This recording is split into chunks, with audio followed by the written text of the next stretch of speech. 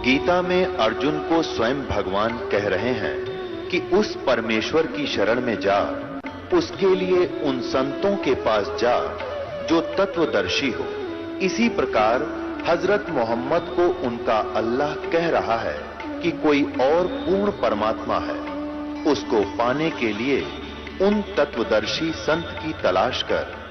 वो प्रभु कौन है, ये जानने के लिए कृपया अवश्य सुनिए जगत गुरु तत्वदर्शी संत रामपाल जी महाराज के अमृत वचन। गरीबदास जी ऐसे सुन रहे थे जैसे वो आत्मा उनकी सतलोक में ही घूम रही हो। वो परमात्मा बताते जा रहे थे और वो कल्पना करते जा रहे थे। फिर परमेश्वर ने बताया कि वहां दूधों की, दहियों की और बेटा अमृत की दरिया बहती है, सरोवर भरे हुए हैं। तो गरीबदास जी ने कहा क्या भगवान वो खराब नहीं होते? क्योंकि यहां तो दूध ऐसा है 2 घंटे रख दे गर्मियों में, फिर उसने गर्म करे तो फट जा, बांस उठ जा। तो वहां दूध के दरिया चलती हैं, दूध के भरे रहते हैं सरोवर, समुद्र, तो खराब नहीं होते। परमात्मा ने कहा नहीं बेटा, वो अमर पदार्थ है। उदाहरण दिया परमात्मा ने कि जैसे ये गंगा आई है आपके भारतवर्ष में,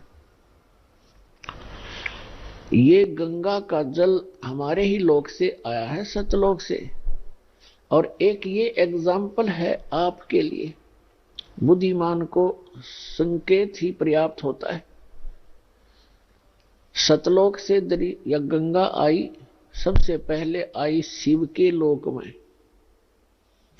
शिव के लोक से फिर आई विष्णु के लोक में सबसे, और फिर उसके बाद आई है इस पृथ्वी लोक पे। इसके आने का तरीका परमात्मा की रजा और उसका, अब उसको साइंटिफिक तरीके से किसी तरह लगा लो। वहां से नीचे आई, फिर वहां से नीचे वाष्प बनकर पृथ्वी पर आई, या हिमालय के ऊपर आकर के ये बर्फ रूप में विद्यमान हुई और हो ही रही है। हुई क्या, ये तो आ ही रही है, वहीं से चलकर आ रही है। और इस गंगा के पानी को आप रख लीजिए, चाहे 100 वर्ष रखो, ये खराब नहीं होता। और ये तो इसे लोक में जहां सब कुछ में तुरंत ही जीव चल पड़ते हैं। ये कितना सुंदर शरीर है, मृत्यु के उपरांत 2 दिन इसका अंतिम संस्कार ना करो, इसमें जीव पड़ जाएंगे सारे में। लेकिन उस गंगा के पानी में वो खराब नहीं होता, उसमें जीव नहीं होते। गंगा जल तकरीबन सबके घर पर होता था। इस बात से गरीबदास जी खूब परिचित थे कि 3 वर्ष पहले हमारी माता किसी के साथ गई थी और गंगा का जल लाई थी, और आज तक बिल्कुल ऐसा ही है। तो उन्होंने बड़ी रुचि हुई कि भगवान मुझे वो स्थान दिखाओ जहां हम पहले रहा करते थे। परमात्मा आए इसलिए थे, हम जीवों के लिए अपने गवाह तैयार करने के लिए, कि मेरे प्रत्यक्ष दृष्टा हो, मेरे साक्षी बने मेरे बच्चे, ताकि आने वाली वो पिछली पीढ़ी में मुझे पहचान सके कि कबीर इज गॉड। तो परमात्मा उनको सतलोक में लेकर गए, अपनी प्यारी आत्मा गरीबदास साहिब जी को। शरीर नीचे रह गया, आत्मा सूक्ष्म शरीर, फिर कारण शरीर, सब फिर वहां जाकर के उसका अपना ओरिजिनल शरीर जो वहां हमारा था, वो उसमें वो मानव शरीर सदृश ही है, लेकिन उसका पूरी बॉडी का 16 सूर्य जितना प्रकाश है।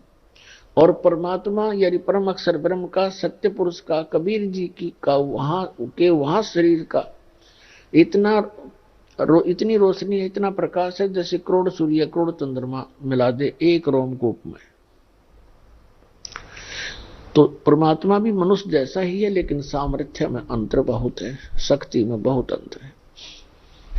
तो इस प्रकार गरीबदास जी को परमात्मा ऊपर लेकर गए, ब्रह्मा विष्णु महेश का लोक दिखाया, धर्मराज का लोक दिखाया, ये नकली सतलोक दिखाए, और यहाँ के ये स्वर्ग लोक दिखाए, नरक लोक दिखाए, इंद्र का लोक दिखाया, सभी ऊपर को लेकर गए, जहां काल रहता है वो स्थान दिखाया, और 11वां द्वार पार करके अक्षर पुरुष के लोक में प्रवेश किया। फिर 12वां द्वार पार करके सतलोक के अंदर प्रवेश हुए, भंवर गुफा के पार करके। ऊपर पहुंच के जब परमात्मा जाकर के अपने ही दूसरे स्वरूप पर चवर करने लगे, क्योंकि परमात्मा में एक शक्ति होती है, एक सिद्धि होती है, एक सिद्धि जो बहुचोले धार है। तो परमात्मा अन्य रूप बनाकर नीचे आते हैं और एक रूप में सिंहासन पर वहां विराजमान होते हैं। जो सिंहासन के ऊपर राजा के समान मुकुट पहने हुए, छत्र के नीचे बहुत बड़े गुंबज के अंदर परमात्मा वहां बैठे थे सिंहासन पर, उनके एक रोम में करोड़ सूर्य मिला दे करोड़ चंद्रमा, इतनी रोशनी थी उस परम पिता की। और नीचे से जो जिंदा महात्मा के रूप में वही परमात्मा अपना अन्य रूप धारण करके गए थे, अन्य वेश में, वो जिंदा महात्मा का रूप था। जिंदा कैसे होते हैं? मुसलमानों के अंदर जिंदा महात्मा होते हैं, काला टोप पहनते हैं छोटे से वाला, एक काला ही ओवर कोट पहनते हैं घुटनों से भी नीचे तक, पिंडलियों तक का, और एक कच्छा पहनते हैं घुटनों तक का। ऐसी वेशभूषा वाले को जिंदा महात्मा कहते हैं। जैसे कोई गिरी है, पुरी है, उनकी पहचान अलग है, कोई वैष्णव साधु है, उसकी अलग पहचान है, ऐसे जिंदा महात्मा के रूप का अलग पहचान है। तो वहां परमात्मा ने जाकर के एक चंवर रखा था। कबीर परमात्मा जो नीचे से गए थे, वो चंवर उठाकर उस सच्चे दरबार से और अपने ही दूसरे रूप जो सिंहासन पर विराजमान थे डबल रोल करने लगे, उनके ऊपर चंवर करने लगे ऐसे। अब गरीबदास जी सोच रहे हैं, देख रहे हैं कि भी भगवान तो ये है जिसके ऊपर बाबा जी चंवर कर रहे हैं, और कितने सुंदर है, कैसा नूर है, ऐसा प्रकाश कभी देखा नहीं, और यहाँ का लोक है भगवान। वहां तो मन चक्रित हो जाता है। तो गरीबदास जी इतना सोच ही रहे थे कि भगवान तो ये है, और कितना सुंदर लोक यहाँ का, देखते भी मन नहीं भर रहा है, आत्मा तृप्त नहीं हो रही है। कभी उस सुंदर मनोहर लोक को, द्वीप को देख रहे हैं, वहां के नजारा देख रहे हैं, कभी परमात्मा के चेहरे को देख रहे हैं जैसे बालक देखा करते हैं। फिर मन में सोचने लगे कि ये नीचे से जो महात्मा आए हैं, ये इस भगवान के कोई सेवक होंगे, नौकर नाकर हैं, ये सर्वेंट होंगे इसके। इतना सोच ही रहे थे। वो असंख्य ब्रह्मांड के सिंहासन पर विराजमान दो तेजों में रूप था भगवान का, वो खड़ा हुआ और ऐसे प्रार्थना करके कहा, विराजिए भगवान।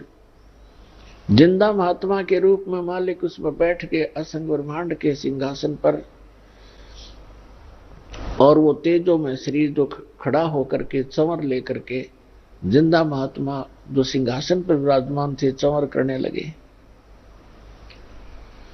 अब गरीबदास जी सोच रहे हैं कि बाबा जी तो बड़ांडी भाई, इस पर भगवान चंवर करे, इसका पूजा सेवा कर रहा है।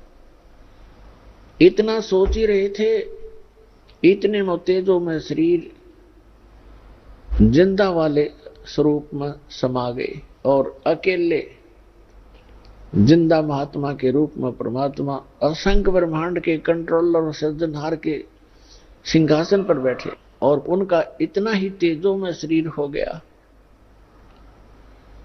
तब परमात्मा ने कहा कि गरीबदास बेटा, ये तुम्हारा निज स्थान है, यहां वैसी ही सृष्टि है, नर और नारी हैं, ये कितने सुंदर बाग बगीचे भरे पड़े हैं, कितनी सुंदर महक उठ रही है वहां पर, और कितनी प्यारी प्यारी आवाज घंटियां बज रही हैं, यहां पर धुन हो रही है।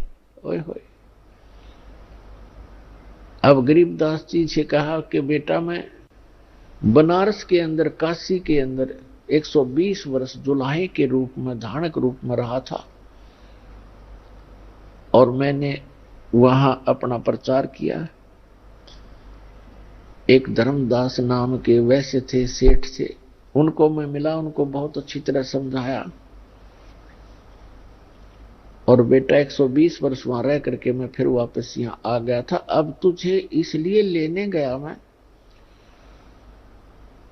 कि आप भगवान को पहचान कर संसार में जाकर के आंखों देखी महिमा का वर्णन करोगे, ताकि आने वाले समय में परमात्मा के बच्चे, मेरे बच्चे मुझे पहचान सकेंगे। अब परमात्मा ने अपने आशीर्वाद से उनकी दिव्य दृष्टि खोल दी, उनका ज्ञान योग खोल दिया और उसके अंदर अपना तत्व ज्ञान फीड कर दिया। और गरीबदास जी से कहा कि जा बच्चा, अब तू नीचे जा, तेरे शरीर को अंतिम संस्कार के लिए चिता पर रख दिया है, अब उसको नष्ट कर देंगे, वो आप जाकर उसमें प्रवेश करो और मेरे गवाह बनो। गरीबदास जी ने कहा भगवान उस गंदे लोक में मुझे मत भेजो, मैं तो यहीं रहूंगा या अपने भाई बहनों में खेलूंगा, बैठूंगा। परमेश्वर ने कहा कि नहीं बेटा, आप ऐसे नहीं रह सकते यहाँ, क्योंकि जब आप यहां से गए आप पुण्यों से परिपूर्ण थे, आपने सारे पुण्य नाश कर लिए वहां पर। उस काल के रेस्टोरेंट में उस झूठे सुख का आनंद ले लेकर आपने अपने सभी भक्ति क्रम नाश कर लिए, और मैं आपको ऐसा चार्जर दूंगा, ऐसी भक्ति दूंगा सत्य, ये आप स्वयं जाप करना और मेरी महिमा का वर्णन करते समय उसमें लिख देना, अन्य किसी को अभी ये मंत्र डिस्क्लोज ना करना।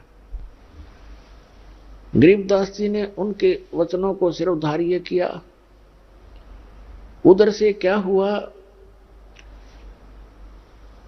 कुछ समय के बाद, 2-3 घंटे के बाद, जो पाली चले गए थे ग्वाले, वहां से उन दोनों को छोड़कर आत्मा और परमात्मा को, 2-3 घंटे के बाद उनको ध्यान आया कि वो बच्चा कहां बैठा है, लड़की का लड़का, वो बाबा जी चला गया कि नहीं।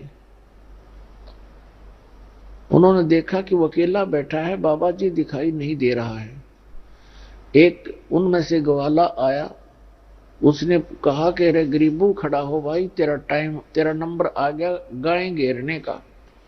ये वहां नंबर लगाते हैं, अपना शिफ्ट बना लेते हैं पाली कि 2 घंटे आप खड़े होगे, 2 घंटे आप खड़े होगे, 2 घंटे आप पशुओं के सामने, ताकि किसी की फसल को हानि ना कर दे और भाग ना जा पशु इधर उधर। तो उसने कहा कि गरीबदास खड़ा हो भाई, गरीबू कहा करते थे, तेरा नंबर आ गया। नहीं बोले क्योंकि वो आत्मा थी नहीं, शरीर को खाली रखा था। निकट जाकर कहा कि ए भगत जी खड़ा हो, पकड़ के हिलाया कि महात्मा बन गया तू, खड़ा हो ले। जब ही उसने ऐसा किया वो गिर गए। अब वो एकदम घबरा गया, सभी पालियों को आवाज लगाई कि दौड़ के आओ, भागो भागो, ये लड़की का लड़का मर गया। 2 पाली गांव की तरफ दौड़े। 1.5 किलोमीटर की दूरी पर छुड़ानी गांव था, उस स्थान से जहां पर ये परमात्मा प्रकट हुए थे। गांव में पता चला 30-40 घर होते थे, पहले छोटे गांव हुआ करते थे।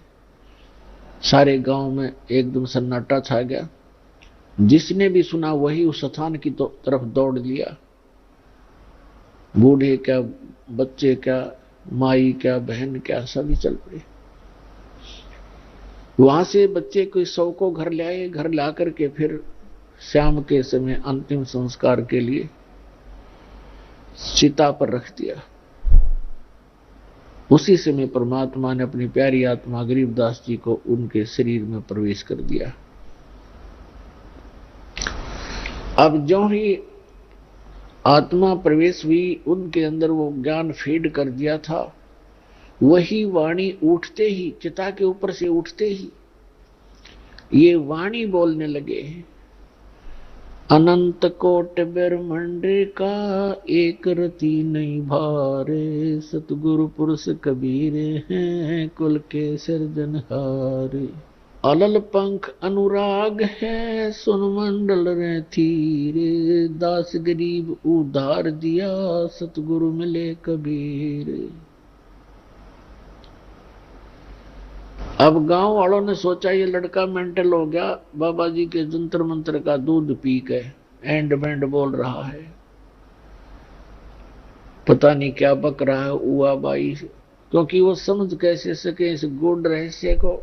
ऐसे 3 वर्ष बीत गए और उधर से इस बात पर संतोष कर लिया परिवार के व्यक्तियों ने कि हे भगवान, लड़का होता गया मेंटल, पर कोई बात नहीं, या लड़की इस बच्चे को देख देख के जैसा भी बावड़ा है, पागल है, इसको देखकर वो जीवित रह जाएगी, नहीं तो बेहोश हो जाती थी इस घटना को सुनकर बार बार।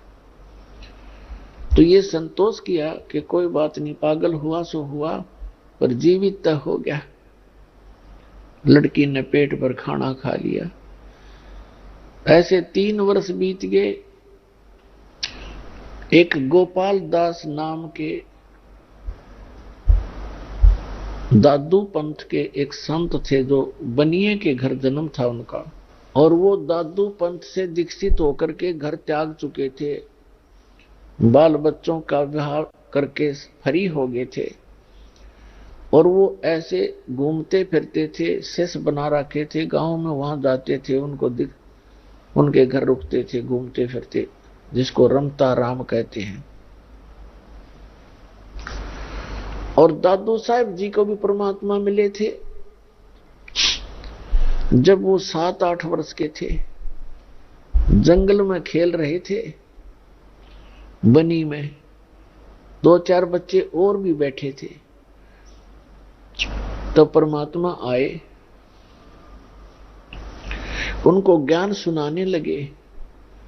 बच्चे, छोटे बच्चों को रुचि बहुत होती है, वो कोई कथा कहानी सुन के बड़े प्रसन्न होते हैं। तो 3-4 बच्चे थे, वो और 4-5 और थे, एक दादू जी थे। दादू जी की रुचि बहुत थी, क्योंकि वो आए उसी के लिए थे। सारा ज्ञान सुनाया, दादू जी की आंखों में आंसू आने लगे और कहा, भगवान ऐसा लोग है वहां पर। और वो दादू जी तो जयपुर के पास राजस्थान के अंदर जन्मे थे, वो वहां तो और बुरा हाल था उस समय। उनकी प्रबल प्रेरणा हुई और कहा कि मुझे वहां ले चलो भगवान। तो परमात्मा ने कहा, भी ऐसे नहीं ले जा सकते, पहले आपने मेरा शिष्य बनना पड़ेगा, दीक्षा लेनी पड़ेगी। ऐसे गरीबदास जी को भी प्रथम मंत्र देकर परमात्मा सतलोक लेकर गए थे, और कुंवारी गाय के दूध से उनको वो अमृत पान कराया था, जिसको पान परवाना कहते हैं। पान माने पेयजल, जैसे खान पान, तो खाना और पीने का जो स्थान, तो पान परवाना का अर्थ है प्रथम मंत्र इस अमृत बनाकर के वचनामृत से मिश्री के साथ या अन्य जैसी भी सुविधा उपलब्ध होती है उसके माध्यम से प्रथम मंत्र दिया जाता है। तो वहां परमात्मा ने कहा, एक पान के पौधा था निकट ही, पान का पेड़ था, उससे एक पत्ता तोड़ के लाया, बच्चा के पत्ता तोड़ के लाया। एक करमंडल था उनके पास, अपना जल मालिक के पास। परमात्मा ने कहा कि प्रथम मंत्र लेकर फिर मैं तुझे ले जा सकूंगा। तो और बच्चे तो उठकर चले गए, वो दोनों रह गए, परमात्मा और वो प्यारी आत्मा। तब परमेश्वर ने अपने करमंडल से एक घूंट पानी की भरी और फिर वापस उस पे पान के पत्ते पर ऐसे कुरला कर दिया और कहा, ले बच्चा, ये नाम ले और इसको पी ले। अब दादू जी ने पकड़ के पी लिया, और जो बच्चे और बैठे थे वो उठ कर चले गए, कहने लगे, हम ना पीवा तेरे जूठे ने। अब दादू साहब को फिर परमात्मा ने वो मंत्र दिया, वो बच्चों के जाने के बाद वो तो कुरला करके रख लिया था ताकि ये बच्चे आप खिसक जाएंगे, यहां से कहना नहीं पड़ेगा तुम जाओ। वो तो उठकर चले गए। जब वो दोनों रह गए तो उनको नाम दिया, नाम देकर कहा ले बेटा ये पी ले। दादू साहब पीते ही उनकी तो सुरती पहुंची और कहा चल मेरे साथ। आत्मा शरीर वहां छोड़ दिया, ऊपर लेकर गए आत्मा को। तो दादू साहब जी 3 दिन और 3 रात अचेत रहे थे, बेहोश पड़े थे, कोमा में, जैसे कहते हैं ना कोमा के अंदर आ गया। रात्रि देर होगी, शाम को बच्चे की खोज हुई। उन बच्चों से पूछा कि कहाँ है तुम्हारे साथ वो खेलने गया था दादू। उन्होंने बताया कि वहीं रह गया था, हम तो आ गए थे। वहीं खोजने के लिए गांव के लोग गए तो वहां अचेत पड़े थे। तब उन बच्चों ने बताया कि एक बाबा जी आया था और उसने ऐसे जंतर मंतर करके एक जल पान किया था और इनको पिलाया था। हम तो आगे हमने पिया नहीं, इसने पी लिया था, जिससे ये मर गया। मरा तो नहीं है लेकिन अचेत है। घर उठा लाए, सब परिवार के जन इकट्ठे हो गए, रिश्तेदार आने लगे कुशल पूछने के लिए। तीसरे दिन परमात्मा ने ऊपर के सब ब्रह्मांड दिखा करके उस आत्मा को वापस छोड़ दिया। तब दादू साहब जी एकदम खड़े हुए, चारों तरफ देखा कि हाहाकार मच रहा है, मां रो रही है, पिता रो रहा है, भाई बहन अन्य सब बुरा हाल था, सन्नाटा छाया था। तो एकदम उठे तो सबकी खुशी का ठिकाना नहीं रहा। लेकिन दादू जी की वही हालत हुई जो गरीबदास साहिब जी की थी, ये वाणी बोलन लगे और उस वाणी को उस गांव वाले नहीं समझे कि वो पागल हो गया। अब दादू साहिब जी क्या बोल रहे थे अपने परमात्मा कबीर जी के गवाह बनकर,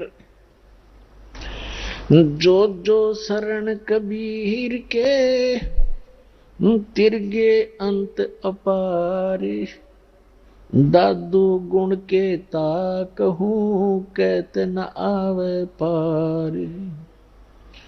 कबीर करता आप है दूजा ना कोई, दादू पूर्ण जगत को भक्ति दृढ़ावत सोए। ठेका पूरा होवे जब सब कोई तज शरीर, दादू काल चंपे नहीं जपे जो नाम कबीर। आदमी की आयु घटे तब यम घेरे आए, सुमरण करे कबीर का दादू लिया बचाए। आदमी की आयु घटे तब यम घेरे आए, सुमरण किया कबीर का दादू लिया बचाए। मेट दिया अपराध सब आ मिले छन माही, दादू संग ले चले कबीर चरण की छाही। सेवक देव निज चरण का दादू अपना जाने, बृंगी सत्य कबीर ने कीन्या आप समाने। दादू अंतर्गत सदा छन छन सुमरण ध्याने, वारो नाम कबीरे परे पल पल मेरे प्राण। सुन सुन साख कबीर की काल नवावे माथे, धन धन हो तीनों लोक में दादू जोड़े हाथी। केरी नाम कबीर का विषम काल गजराजे, दादू भजन प्रताप से ये भाग्य सुनत आवाज।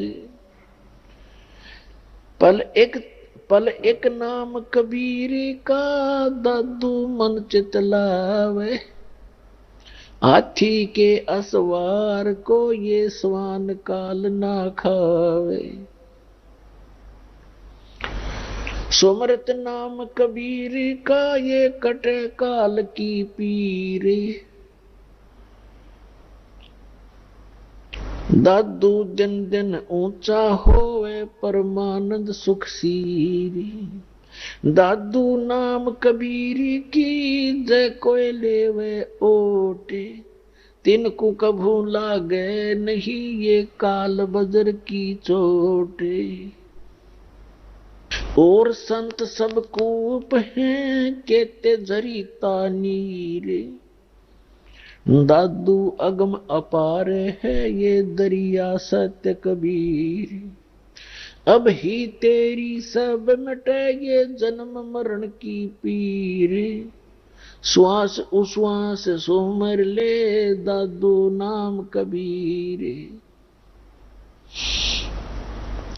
कोई सरगुण में रीझ रहा कोई निर्गुण ठहराए।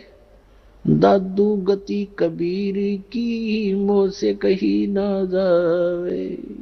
दादू नाम कबीर का सुनकर कांपे काले। नाम भरोसे नर चले होए न बाका बाले। जिन मोह को निज नाम दिया सोए सतगुरु हमारे। दादू दूसरा कोई नहीं कबीर सिरजनहारे। अपने आत्मा परमात्मा को भूलकर हम अपना जीवन नाश कर रहे थे। भगवान को हम पहचान नहीं पा रहे थे। अब परमात्मा को परमात्मा सिद्ध करने के लिए आपके रूबरू लगभग 6-7 गवाह दास खड़े कर देगा और तब जाके हमारे हृदय में समाओगी। जबकि न्यायालय के अंदर 2 गवाहों की ही पर्याप्त होते हैं किसी को दोषी या निर्दोष सिद्ध करने के लिए। और यहां पर आपके सामने 7 साक्षी रूबरू कर देगा आपके परमात्मा को परमात्मा सिद्ध करने के लिए। और तब जाकर के ये गले उतरेगी कि कबीर इज गॉड। अब हमारे भक्त तो परिचित हो ही जाते हैं इस ज्ञान से, सुनकर इतने प्रमाणों को देखकर, और वो किसी अन्य को बताने की चेष्टा करते हैं तो सारा ज्ञान सुन लेते हैं और फिर ये कहते हैं और तो सारी बात आपकी प्रमाणित है, पर कबीर को भगवान नहीं माना जाए।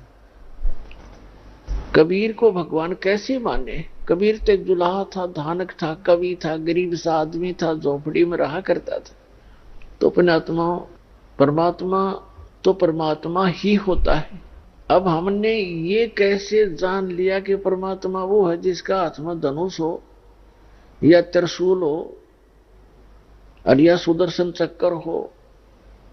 तो ये लक्षण कहां से ग्रहण करें हमने कि ये भगवान होता है? वो हमने अपने लोक वेद दंत कथा सुने सुनाए ज्ञान से सिद्ध कर रखे थे। अब जिसके पास थोड़ा सा कोई मजबूती है, कोई बल है किसी भी प्रकार का, तो वो तो आप भगवान है। ये राजा लोग कैसे बने थे, राज कैसे स्टार्ट हुआ था, ऐसे जनता रहा करती थी। जिसके पास 10-20 लठाड़े होते हुए किसी ने कूट छेद कर उसका लूट लेते धन, फिर उन पर टैक्स लाने शुरू कर दिए। लाठी वाले की भैंस यहाँ पर है ही है। तो वो तो आपे भगवान है जिसके पास हथियार है या कोई बाहुबल है या कोई अपने सदस्यों का ताकत है। भगवान तो भगवान ही है। और ऐसी स्थिति में जो एक झोपड़ी में रहा करते थे, कपड़ा बना करते थे, और उसको भगवान, उस भगवान को भगवान सिद्ध करना, तो सबसे बड़ा इस पृथ्वी पर जो सबसे कठिन काम है ये है कि कबीर को परमेश्वर सिद्ध करना। और इब्दास ऐसा कर देगा कि सदा के लिए बच्चे बच्चे के जुबान पर हो जाएगा, कबीर इज गॉड, धानक रूप रहा करता।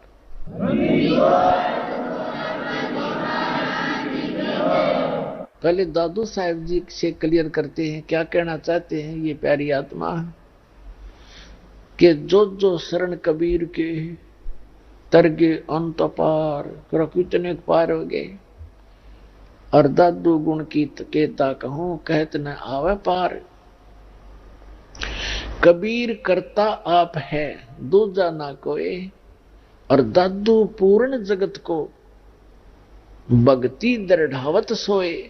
पूरे विश्व को यदि कोई सत भक्ति देता है तो स्वयं ही आकर बताता है, पूरे विश्व को बताता है। और फिर बताते हैं ठेका पूरा हुआ जब, सब कोई तजय शरीर अर्थात दो काल निकट नहीं आवे। जपे जो नाम कबीर, कबीर नाम का अर्थ है जो भगवान ने नाम दिया था सत साधना करने के, उन मंत्रों का जो जाप करता रहेगा उसके निकट काल नहीं आ सकता। फिर क्या बताते हैं, आदमी की आयु घटे तब यम घेरे आए।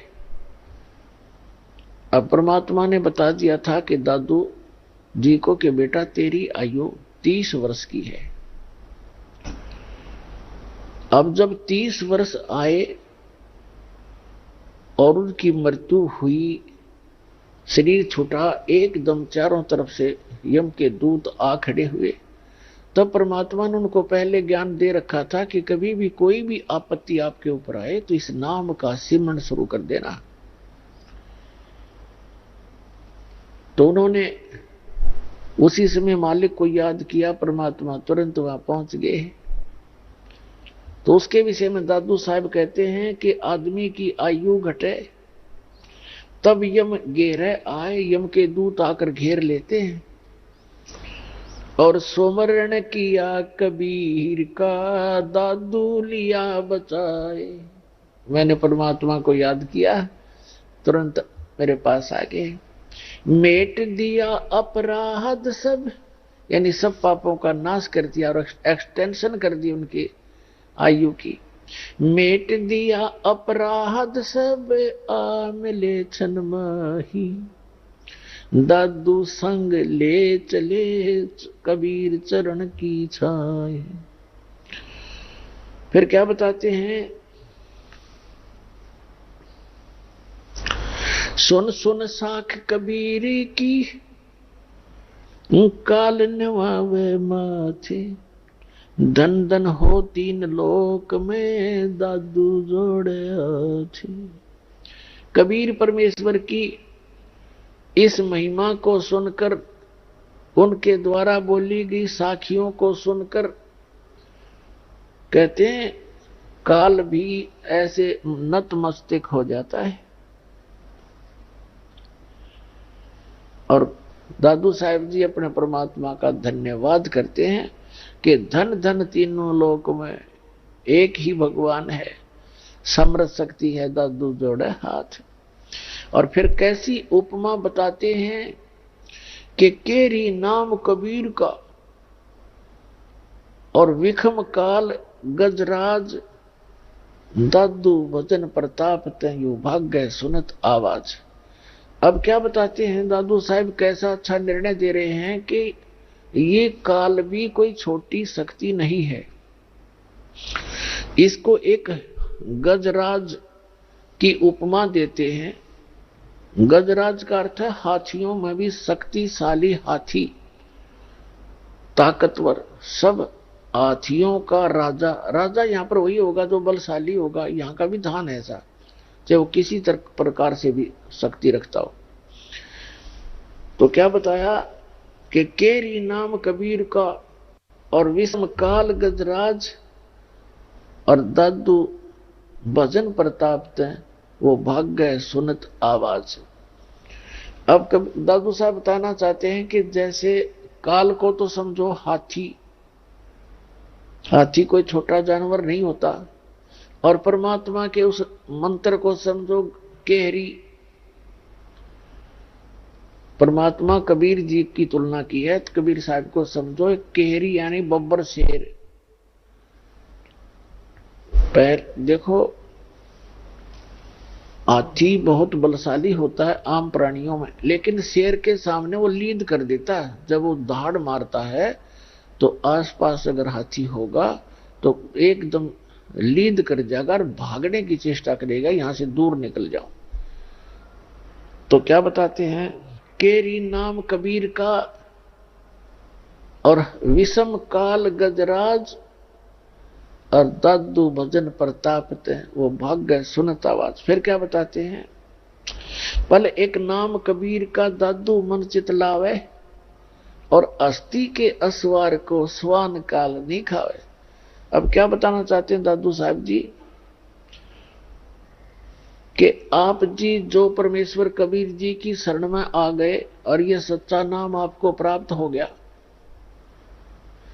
आप समझो हाथी के ऊपर असवार हो गए, हाथी के ऊपर बैठ गए आप।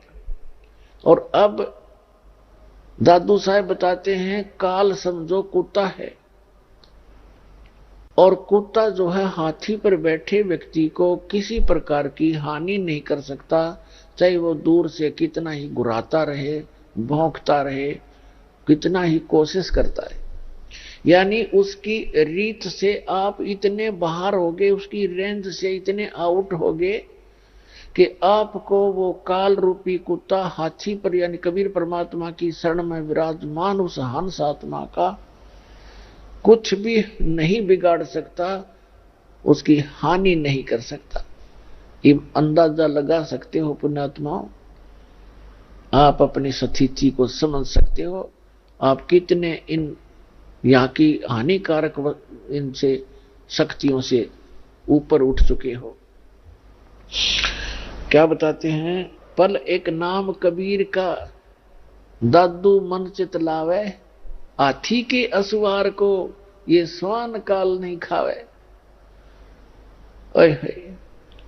अब आप देख सकते हो हाथी पर बैठे व्यक्ति का, पहले तो उस हाथी के निकट कुत्ता नहीं आ सकता, क्योंकि हाथी कैसे थांब कैसे मोटे मोटे पिलर से तो पैर होते हैं, अरे एक सूंड मार दे तो मन मानो लोटपोट हो जाए, पता है उसको। और वो तो फिर ऊपर बैठा है उसके सवार। तो पुण्यात्मा, इन महापुरुषों ने भगवान को देखा, सतलोक को देखा, वहां की महिमा आंखों देखी बताई है, और अभी तक दुनिया ने जो लोक कथा सुनाई है अन्य संतों महंतों आचार्यों और शंकराचार्यों ने, महंतों ने, काजी और मुल्लाओं ने। सुमरत नाम कबीर का कटे काल की पीरे, कहते सुमरत नाम कबीर का, कबीर परमेश्वर का नाम सच्चे संत से लेकर जाप करने से, दादू साहब तो सीधे ही भगवान से लिए हुए थे उपदेश। कहते सुमरत नाम कबीर का कटे काल की पीड़, कोई भी कष्ट या काल का हो कहते सब समाप्त हो जाएगा। और दादू दिन दिन ऊंचा होए, यानी दिन दिन उभरेगा वो प्राणी, और फिर सुख परमानंद सुख सीर। अब जैसे पुण्यात्माओं आप और आम जगत में कितना अंतर हो गया। आपने शराब त्याग दी, हुक्का बीड़ी तंबाकू सेवन करना बंद कर दिया, मांस खाना बंद कर दिया, चोरी ठगी जारी झूठ कपट ये बंद कर दी। एक तो आपके पाप स्टॉप हो गए, और दूसरी आप भक्ति स्टार्ट कर दी, भक्ति करने लगे। और अन्य समाज सारा दिन 2 रोटी के लिए 36 झूठ बोला दिन में, और मन में दोष रखे, और बतलावा के बतलाओगा वो ऊट पटांग बातें अटपट। और आप चर्चा करोगे मालिक की, कभी वाणी पढ़ोगे, कभी सुनोगे, कभी मंत्र कर रहे हो, कभी रमैनी कर रहे हो, कभी सुबह की नित्य नियम कर रहे हो, कभी शाम की आरती का समय हो गया, किसी से चर्चा करते हो तो भी भगवान की चर्चा करते हो। और आपका तो देखो आप कैसे हो गए। अब आप यहां थे पहले, हम जगत के साथ थे, अब हम ऊंचे होते जा रहे हैं और जगत नीचे को जा रहा है, उनके पुण्य क्षीण हो रहे हैं। तो यहां से हम चलते हैं तो उनका और हमारा डबल डिफरेंस हो गया। आप ऊपर चढ़ते जा रहे, वो नीचे को जा रहे।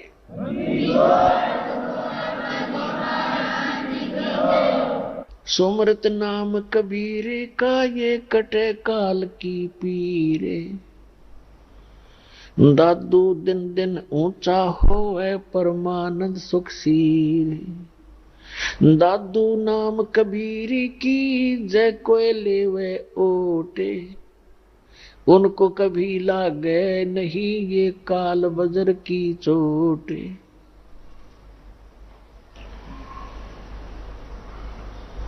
और संत सब कूप हैं, और संत सब कूप हैं, और केते जरीता नीरे, दादू अगम अपार है ये दरिया सत्य कबीरे। अपने आत्मा आप विचार करना, एक एक इस महापुरुषों की एक एक वाणी में कितनी गहराई है इनके अंदर। कहते हैं और संत सब कूप हैं। दूसरे जो महापुरुषों की आप सुनते हो, जैसे कोई कहता कि हमारे गांव में एक बाबा जी हुआ करता था, हम उसकी पूजा करते हैं, उन्होंने ऐसे कर दिया था, उन्होंने ऐसे कर दिया, ऐसा लाभ दे दिया। और कोई कहता हम झाड़ोदा की में पूजा करते हैं, वहां जाते हैं। तो वो भी संत थे, उनमें भी कुछ भगवान की भक्ति का शक्ति संग्रह था, और वो भी छोटे मोटे आम प्राणी से तो वो अच्छी कोई ना कोई चमत्कार लीला कर ही देते हैं। तो उसकी तुलना करते हैं दादू साहब जी कि जैसे एक तो कूप हो, कुआं, और कुएं में मेरे ख्याल में एक कुएं में एक गांव के पीने का पानी का काम नहीं चला है, तो वो भी जल है लेकिन अपर्याप्त है, सफिशिएंट नहीं है। कहते हैं और संत जिनकी आप महिमा सुनते हो गांव नगर में जहां पर भी आप रहते हो, कोई ना कोई एकादा सिद्धि वाला महापुरुष कहीं ना कहीं हुआ ही है। तो वो तो समझो एक कूप थे, और कहते जरीता नीर, जरीता माने जैसे झरना निकल रहा है, तो झरना काम चलाओ सा ही जल देता है, आसपास के थोड़े बहुत सिंचाई कर सकता है, ज्यादा उसका औकात नहीं है। और दादू साहब को तो क्या बता रहे हैं कि कुछ दादू साहब जी कह रहे कुछ तो संतों को समझो कुएं जितनी अक्षमता, और कुछ एक हैं ऐसे जैसे झरना जरीता नीर, और दादू अगम अपार है वो दरिया सत कबीर। होय दरिया यानी परमात्मा इतने समर्थ हैं कबीर जी इन सभी से, जिनको तुम कुछ राहत प्राप्त कर रहे थे, मान रहे थे कि ये ऐसे हैं वैसे हैं, तो उनकी सबकी तुलना कर दी कि दरिया के जल से नहरें भी निकाल ली जाती हैं, सिंचाई भी आसपास के लोग कर लेते, पी भी लेते, और फिर भी पर्याप्त पानी आगे चला ही जाता, समुद्र में जाके मिल जाता है, यानी उसका कोई अंत नहीं होता। तो इतने समर्थ हैं उस कबीर साहब को कैसे तुलनात्मक तरीके से एक समर्थता सिद्ध की है इस प्यारी आत्मा ने, दादू साहब ने। और संत सब कूप हैं, कुएं हैं कुएं, और केते जरीता नीर झरने, और दादू अगम अपार है दरिया सत कबीर। फिर क्या बताते हैं, अब ही तेरी सब मिटे जन्म मरण की पीर, और दादू श्वास उश्वास सुमर ले, दादू नाम कबीर। जो कबीर परमेश्वर जी ने सच्चा नाम आपको दिया है, उसका श्वास उश्वास से सिमरण कर लो, इस जन्म में तुम्हारा मोक्ष हो जाएगा।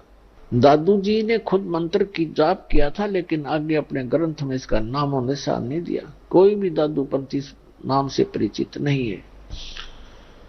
फिर क्या बताया है, कोई निर्गुण में रीझ रहा, कोई सरगुण ठहराए, और दादू गति कबीर की मोथे कहीं न जाए। दादू नाम कबीर का सुन के कांपे काल, और नाम भरोसे नर चले होए न बाको बाल।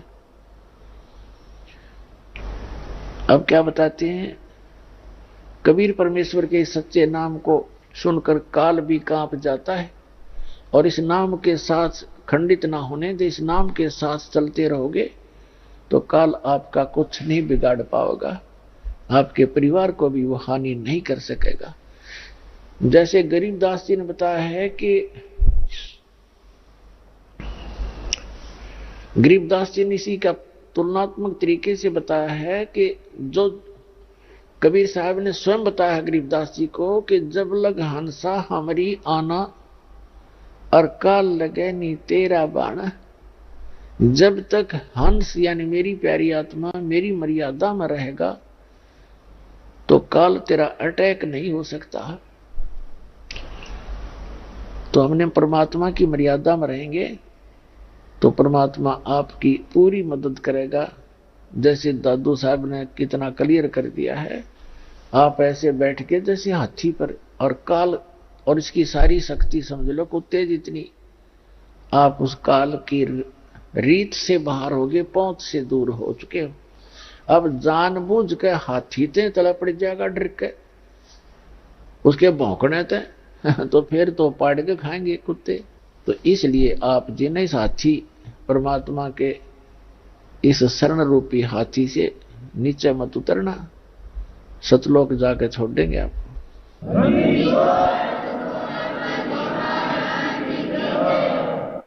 अब एक दिन क्या हुआ कि जब गरीबदास जी 10-13 वर्ष के हो गए, 3 वर्ष के पश्चात 10 वर्ष के बच्चे को परमात्मा आकर मिले थे, और गांव वाले कबीर उस गरीबदास साहिब जी को पागल कहने लगे, बावड़िया बावड़िया कहने लगे, बावड़िया पागल है, पता नहीं क्या क्या भौंक रहा सारा दिन, चुप पे ना होता है।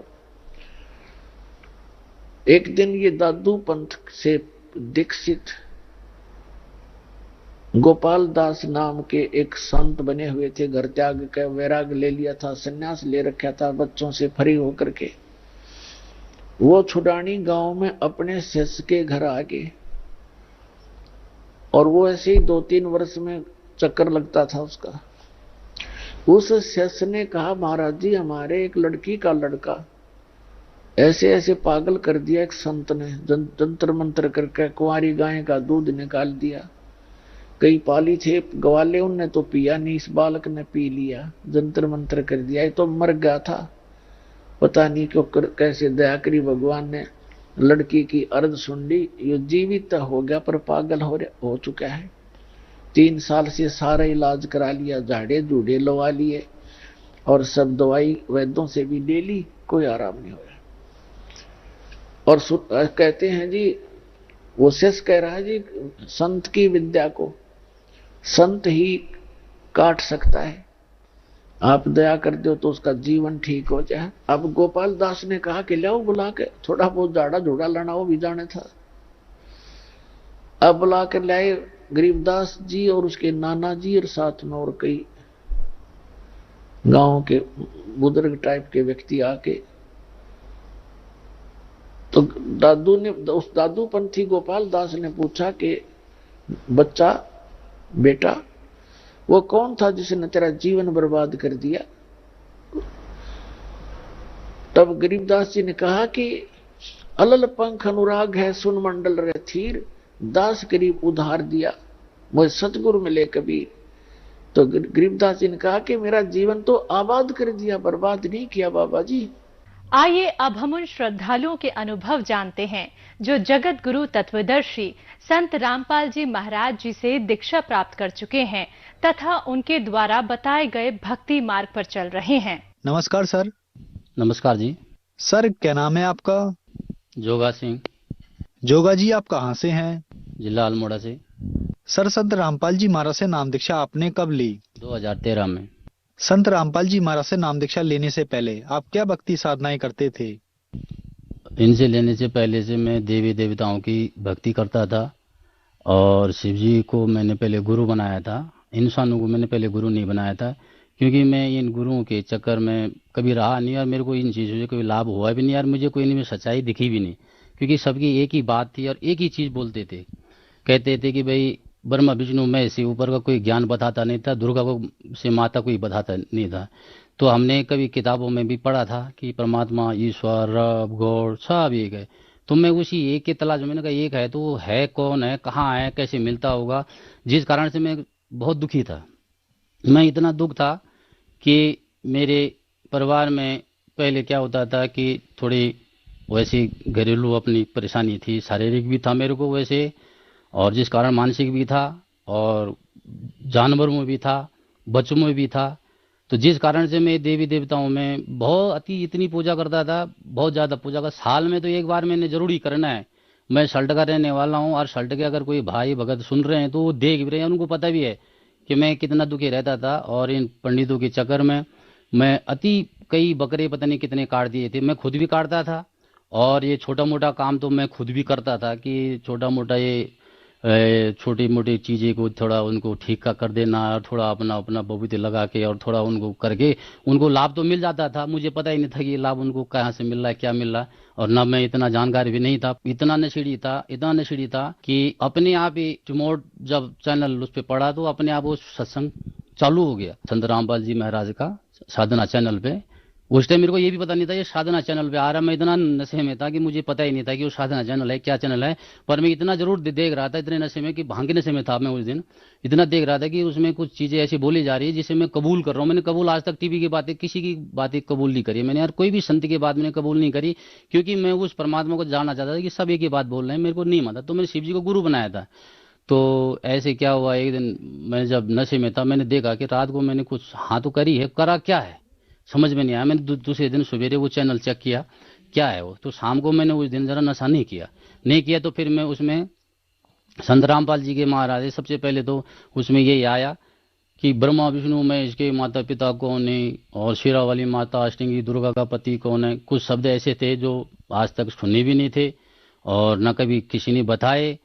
तो अजीब सा भी लगा पहले दिन। तो फिर मैंने वो सत्संग पूरा देखा, पर उसमें पर मैंने यही देखा कि तेरे देव की करे जो भक्ति, इनके कदे न होए मुक्ति, गुण तीनों की भक्ति में यो भूल पड़े संसार, निज नाम बिना ये कैसे उतरे पार। मैं शिव जी भगवान जी की पूजा करता था। तो जब मैंने देखा कि त्रिदेव की भक्ति से मुक्ति नहीं होगी, तो मेरे को एक जरा जिज्ञासा ऐसे बन गई कि त्रिदेव की भक्ति से मुक्ति नहीं होगी तो किसकी भक्ति से मुक्ति होगी। तो मैंने कहा जरा देखना चाहिए।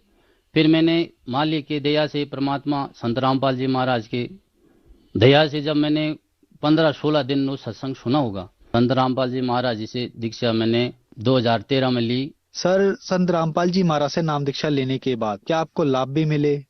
जी हाँ, संत रामपाल जी महाराज से दीक्षा लेने के बाद मेरे को सबसे पहले लाभ तो ये मिला कि जो मेरे आंतों में सूजन थी, और डॉक्टर ने ये बताया था कि भाई मैं उसे बाहर तो जाता ही था, दुनिया को थोड़ी पता था कि मेरे अंदर में क्या बीमारी है, मैं खाना खाता हूँ या नहीं खाता हूँ। मैं खाना बनाने का काम करता था, जिस कारण से मेरी आंतें जो थी शराब के कारण, नशे के कारण इतनी फूल गई थी कि मैं थोड़ा सा वैसे हल्का फुल्का ही भोजन किया करता था, और भोजन बिल्कुल नहीं पचता था। डॉक्टर ने बोला कि भाई ऐसा है, तुम हल्का फुल्का भोजन खाओ। ये दवाई देते थे, 2-4 दिन ठीक होता था, फिर वैसे ही हो जाता था।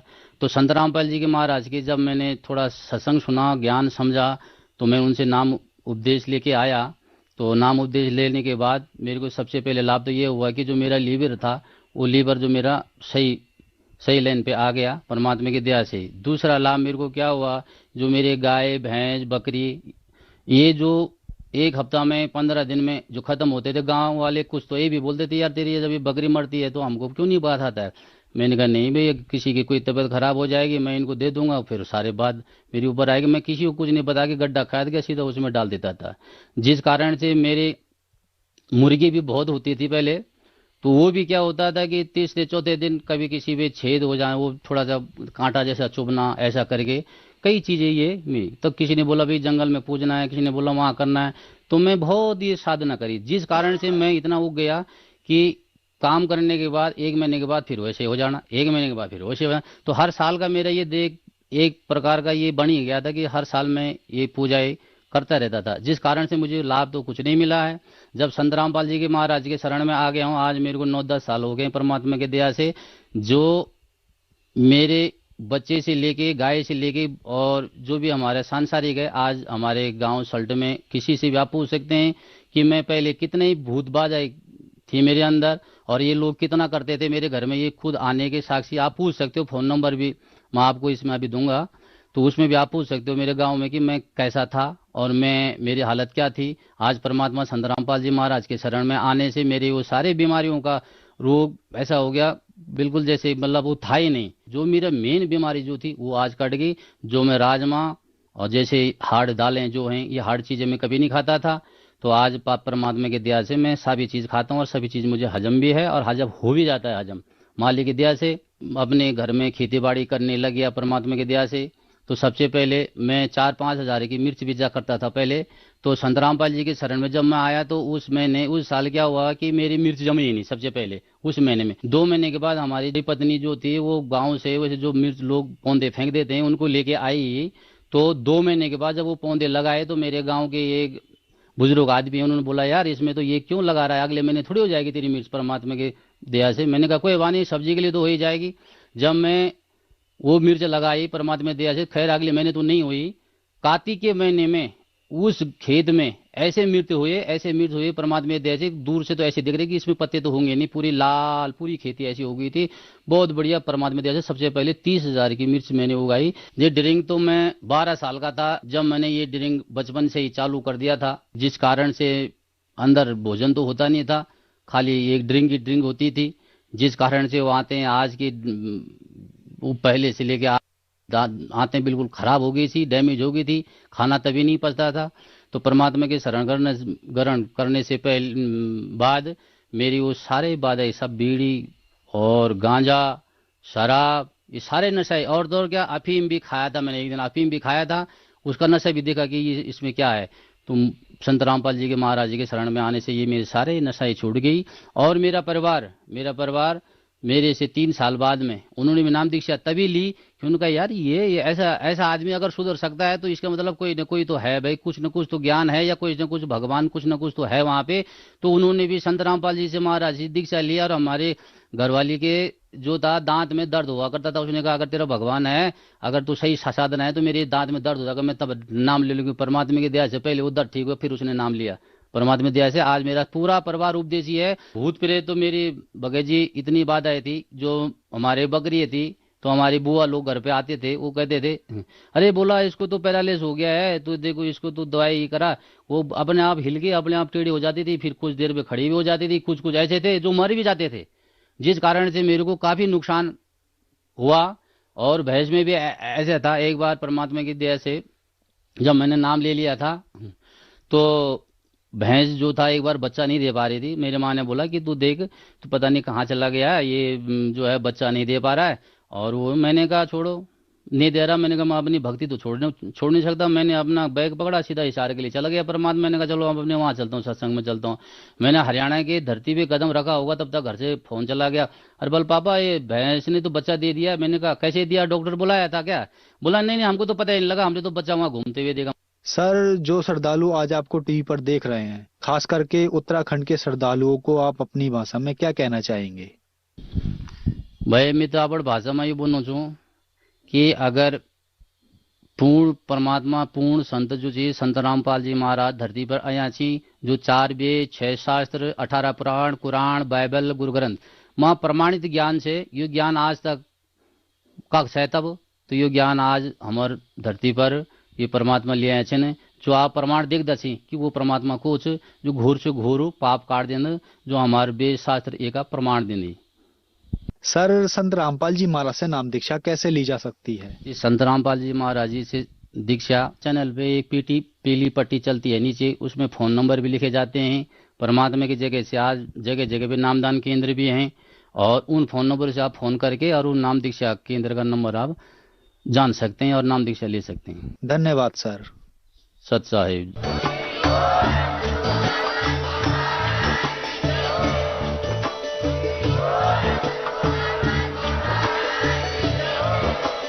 आप सुन रहे थे जगत गुरु तत्वदर्शी संत रामपाल जी महाराज जी के मंगल प्रवचन। अधिक जानकारी के लिए विजिट कीजिए हमारी वेबसाइट www.jagatgururampalji.org। संत रामपाल जी महाराज जी के शुभ आशीर्वाद से पूरे विश्व भर में 500 से भी ज्यादा नाम दीक्षा केंद्र हैं, जिन पर संत रामपाल जी महाराज जी द्वारा ऑनलाइन निःशुल्क नाम दीक्षा दी जा रही है। अपने नजदीकी नाम दीक्षा केंद्र का पता करने के